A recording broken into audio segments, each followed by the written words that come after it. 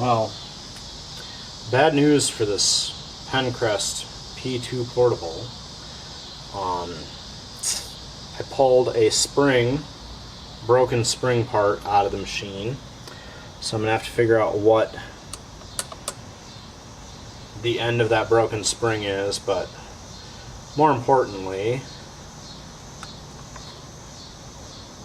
this crack here is in the side of the zigzag cam, which is plastic. I've already removed, there was a washer and a C-clip here. I am going to apply some super glue very carefully around the edge of this cam to soak into the cracks, which I have cleaned thoroughly with rubbing alcohol. And then once I have that set up, the cam has not shattered, so it still seems to be in time and everything on the machine. I'm going to super glue that and then, like I said, figure out where that broken spring I pulled out of the machine came from, and then see what to do from there. Okay, well, good news. This spring that I found seems to be broken off of whatever this spring bracket is, and I don't know what this bracket was supposed to do or bump into, or if it's been put in the wrong spot and that's how it ended up broken, but because I don't know what this end here would have done, so I'm gonna leave that out, and the only thing I can imagine it's supposed to interact with is the buttonholing mechanism here, but I can't see what about the buttonholing mechanism it should interact with. So hopefully reinforcing that plastic cam will be enough to give this machine a bit more life. So here's an important thing to know about your P2 Penncrest portable. See this ring here and this pawl? There's a notch there. When the cap is on, the top is on this machine, there's a button on the other side that gets pushed down by the spool pins when you retract them. And you see it pushes the pawl in, so the machine will turn and you rotate it until it gets to that parking spot, and then it locks. And that spot where it locks is the place with the take-up arm retracted to fit under the cover. So when you put the machine away, you have to be careful to put your spool pins down and rotate the machine until it locks, and then you can fold it up. And if you have it and you open it up, don't try to turn it until you get the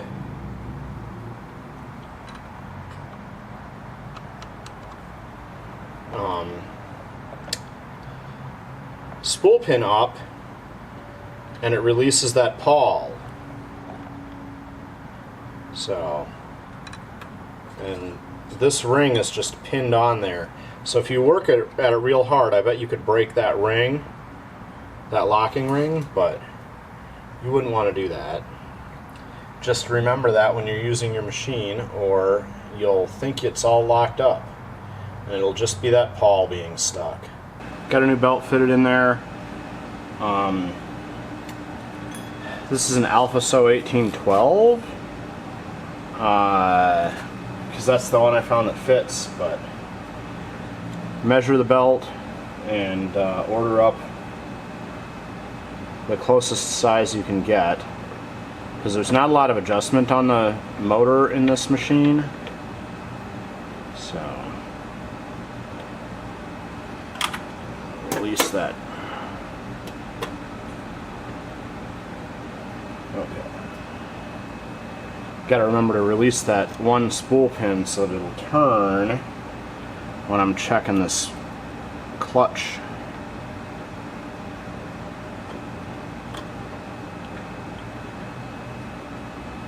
Nut.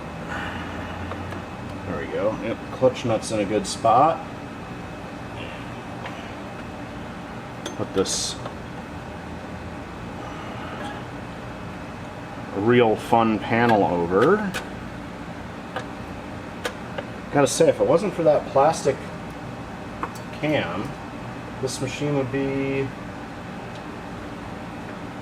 really adorable and a great pick for a portable machine. But the Elna Lotus, at least the parts are available and relatively easy to get at. This machine, that broken cam is buried underneath the button holder, so even if it was easily available, it wouldn't be worth, or it would be really hard to dig in there and get it done.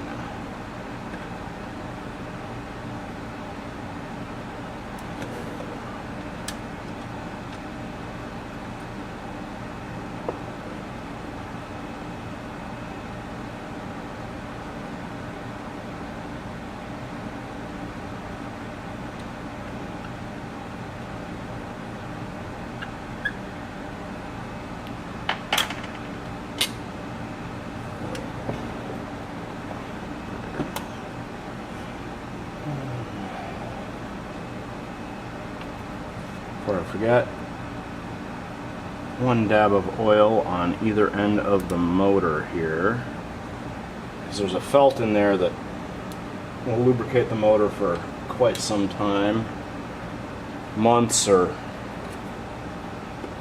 years.